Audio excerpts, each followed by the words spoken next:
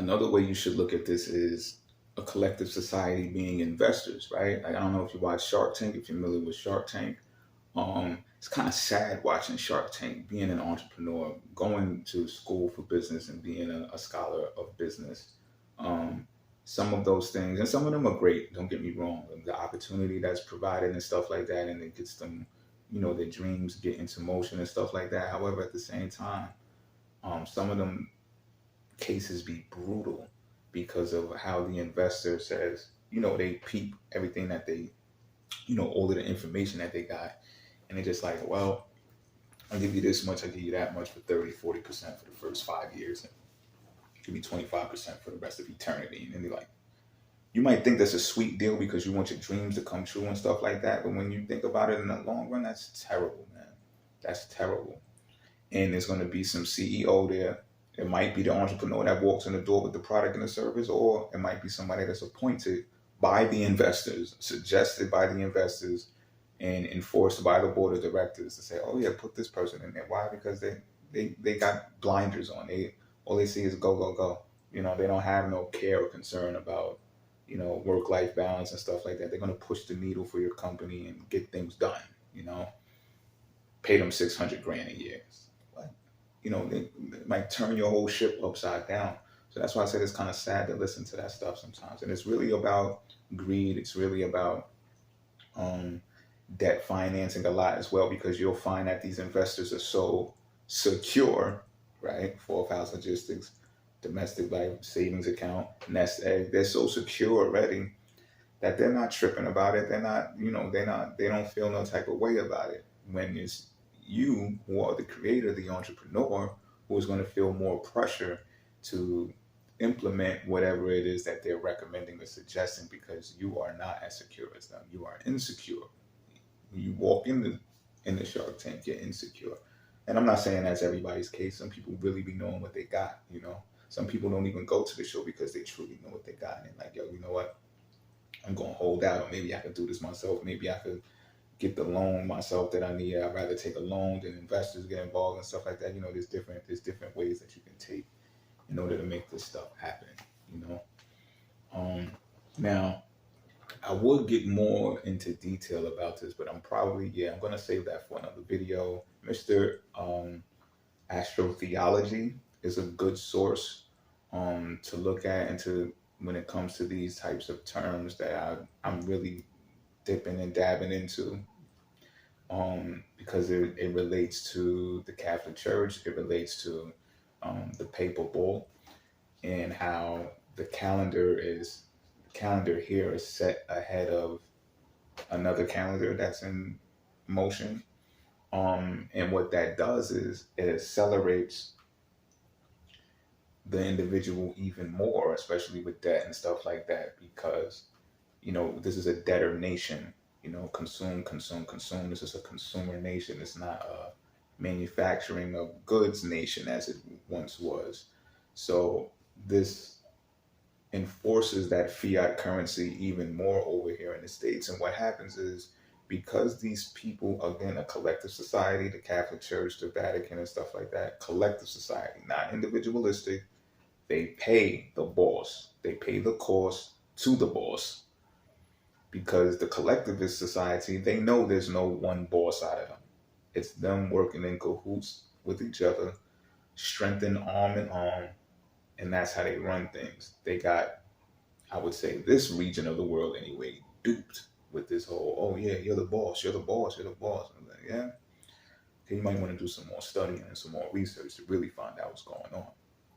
But this fiat currency being amplified because this is a consumer nation is a way that they can better predict the activity of each individual in this region, or whatever region that they're controlling. And what happens with that is, because they are registered, people are registered in the system with birth certificates, things of that nature, they are able to reap the benefits of each individual and predict where it'll go, where the expenses will go, all of that type of stuff. This is not far-fetched what I'm saying right now. So again, I'd say Again, I recommend go to Mr. Astro Theology YouTube channel. Check out some of the stuff. It does exceptional research. Y'all know I be going to all the sources. My Billy Carsons, my Jordan Maxwell's. I'm on it. You know what I'm saying? I've been on it for a while. So I'm pointing you in the correct direction. Trust me when I tell you. When you find out how this calendar assists them in being able to predict these numbers, you'll understand why they'll use the babies of the zodiac. And I'm really, again, I'm going back to Mars. I'm not getting on you, Aries, but they'll use the baby energy, which is Mars, of the zodiac to get things done in an accelerated manner. You never know. These people might be living under the ground in them cities for real, and they might be like 400, 500 years old because they got this system so down packed, you know. So they're utilizing and amplifying this baby Mars energy to move quick, move quick, move quick, right? And what happens even in the workplace, you'll notice the youth is being pit against the elderly, right? So it's not like the youth is necessarily taking care of the elderly or looking out for them, or even that the elderly has the ability, really the authority to nurture and guide this more youthful, vigorous Mars energy. The Mars energy is like, I can't even say inadvertently, but in a way inadvertently given the authority to do the opposite, right? Now, if you got some wisdom with you, once you mature to a certain amount of laps around the sun, I would say around the 40s, the 50s, and stuff like that, you know better than to engage and get involved with that clashing and stuff like that. Because again, we're going to get to the Saturn energy now, which takes longer to rotate, and you understand that, you know, that Mars energy needs to fizzle out of it. And if it's not being put into anything that's productive, and if you've reached that age, 40 to 50, I don't like calling it age no more, but if you reach that many laps around the sun, you understand that you're supposed to make the money work for you at that point. And it is cool to hire people to do other stuff and things of that nature. However, in a more gradual pace, to avoid the types of mistakes that can come from reckless fire energy being exerted without strict strategy. So you notice, like a soldier, it takes them to go on a lot of missions before they can reach the level of captain, general, and things of that nature, because they have to expend that energy to get the experience, or else, you know, they're just hotheads, they're reckless, right? And again, this is not to pin it on the fire signs necessarily either. I'm really talking about the energy of fire energy. So now, what I want you to see, I'm going to put up a diagram. I want you to see this diagram, and I want to talk about the lake of fire now. Recently, I had an astral projection. If you want to hear the astral projection, go in the comment section. I'll make the video of the astral projection that I just recently had. Because right before this astral projection, I made a song, and I was talking about how whoever said the lake of fire is a liar. You know, I made it rhyme or whatever the case may be. And I was just like, okay. And I know it's in the Bible and stuff like that, but I've been having my little disputes. Not little. I've been having disputes for some time now with like religious leaders, churchgoers, and stuff like that, with, you know, putting it against what I know and the research that I've done and stuff like that. And not to ignore everything that religion has produced, but some of it is like, come on, the gig is up, the jig is up. How they say it, that's how they say it, right? And they don't really want to do that with me. You know what I mean? They don't want to get in these discussions with me, which is cool, and it's cool. You know, I'm not tripping, but I just had a recent astral projection that suggested that this whole lake of fire thing is real. And I trust my premonitions and my intuition more than I do anything else. So I'm considering it now. I'm open to this interpretation.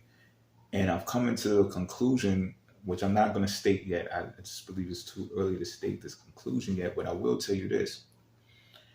Looking at astrology, you'll think, a lot of people think that Capricorn is the pinnacle, it's the top, and that Cancer is the bottom, fourth house. This is another reason why I'm bringing this forth, right?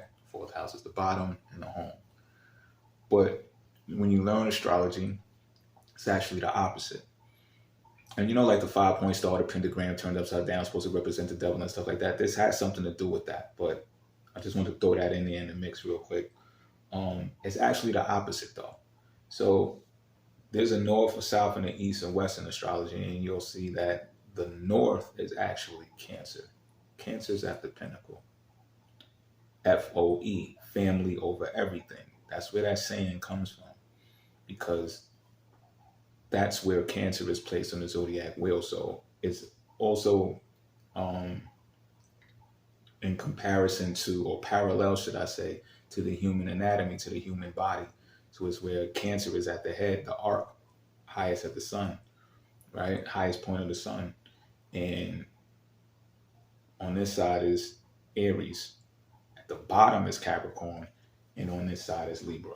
You understand what I'm saying? That's the correct way to look at it. So Capricorn is really at the feet, or what we would call the base chakra, because it deals a lot with the lower part. Let me just say the lower part of the body, the lower region of the body. And notice south, the letter S, right? South. You can parallel that to Satan or Saturn, which rules over what? The sign Capricorn, right? So when people talk about burning in hell, you hear this religious dialogue of burning in hell and stuff like that, it's merely because the Mars energy heats up down there because it's exalted in the sign of Capricorn, which is south. Basically, so as above, so below. As above in the Cancer energy, that's really the moon, the subconscious mind. That's in your brain. It's in your subconscious mind. Meaning your reality, your hologram is from within, truly, right? But the external and the materialistic world is more Capricorn. And the individual who gets more obsessed and more infatuated by what the five senses produce, that Mars energy gets excited, it gets accelerated, and Mars is the hot planet, right? So the more that it fires up, that's what this whole burning in hell terminology comes from. It shouldn't be taken so figuratively, however it is. Or should I say no? Let me rephrase that. It should be taken more figuratively when you're looking at the signs and the symbols. You know, in the beginning, the word was with God, right? Word of God is astrology. Astro, stars bring shed light. And I picked this up from Mr. Astrotheology myself.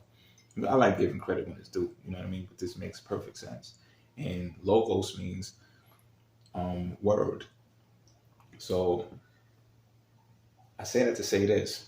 When people talk about burning in a lake of fire and things of that nature, that's real. And again, like I said, my conclusion that I came up with, I'm going to talk about that on a later note. But when it comes to burning in hell, this is where that whole terminology comes from, is because people are taking massive action to the point where, you know, it just heats up. It gets hot. So like if you're from the ghettos and stuff like that, it'd be like, oh, it's hot outside. Why is it hot outside? It's a terminology that, you know, the gangsters and the criminals, and it just, even if you're in an environment, you don't have to be involved with criminal activity, but people be like, yo, it's hot outside. It's hot outside. What that means? It means the police is everywhere. Why is the police everywhere? Because a lot of people are outside doing stuff, period. They're just doing stuff, and it could be because they're restless. It could be because they're reckless. It could be because they just can't sit down. It could be because they're highly extroverted. They have to find things to do. And trust me when I tell you, the rulers of this world, they know these things, you know, and it can benefit them a lot if these people had containers to put that energy in. Hence why you have workplaces and things of that nature. Like, you could probably think right now and put it in the comment section of a job that really just makes no sense. It's just like, is this really a job? Like, why? How is this even important? It's just like, because it keeps people busy.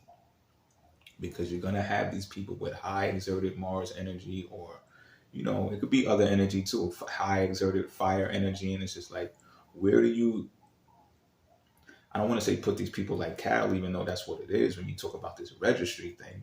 But where do you put people like that who, if they didn't have something to do, if you didn't give them something to do, what would they be doing? I think we can imagine what they'd be doing and what they do anyway, you know? And I've been in situations like that before, the way I had to get personally sat down. You know, people had to come get me and sit me down because I was activated. You know what I'm saying? So I'm not going to drag this no longer than this. I really want to get some feedback from y'all before I go any further. That's pretty much more as much as I have researched, but not as much as I researched at this point, but as much as I jotted down and like formatted on paper and then put inside my brain. So I was able to say this without like going back and forth, looking at the documents and stuff like that. Like, so I really want to see where this goes first before I do any more of that stuff. Get to y'all in the comment section. I know I've been kind of lax when it comes to that, but I do see y'all. I appreciate y'all. Appreciate y'all for real. If y'all made it to the end of this video, I'm probably going to be doing more long videos like I used to and stuff like that too. So, I ain't even really tripping if y'all ain't get it all the way to this way. The point is making this for the purpose of people who will, even if you just tap in a little bit, got to save it for later, whatever the case may be, it's all good. You know what I mean? I also see the relationship requests as well. I think Sagittarius and Pisces is high on the list. Cancer and Pisces update is high on the list. I see y'all, you know what I'm saying? So everybody take care. I'm out.